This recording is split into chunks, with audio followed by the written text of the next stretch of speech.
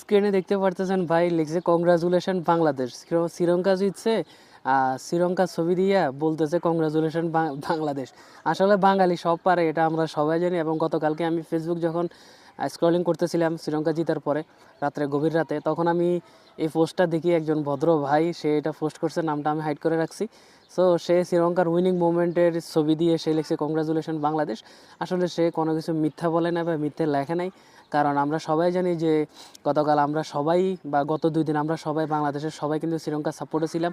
কারণ শ্রীলঙ্কা জিতলেই আমরা বাংলাদেশ সুপার 4-এ নিশ্চিত। আর শ্রীলঙ্কা যদি হারিয়ে যেত, তাহলে আফগানিস্তান যদি জিতে যেত, তাহলে সমীকরণটা অনেক কঠিন হয়ে যেত।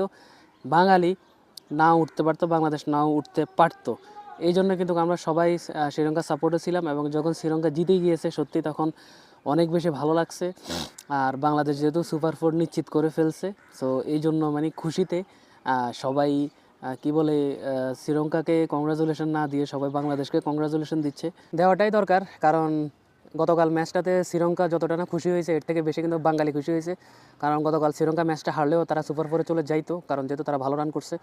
সো যদি হারা যেত, তাহলে বাংলাদেশের কপাল পড়তো। এই জন্য আসলে কংগ্রাচুলেশনটা শ্রীলঙ্কাকে না দিয়ে বাংলাদেশকে দেওয়া উচিত, কারণ বাংলাদেশের জন্য এই মোমেন্টটা খুবই প্রয়োজন ছিল। তো যাই হোক, পোস্টটা দেখে আপনাদের কাছে কেমন লাগলো সেটা অবশ্যই কমেন্টে জানিয়ে দিবেন।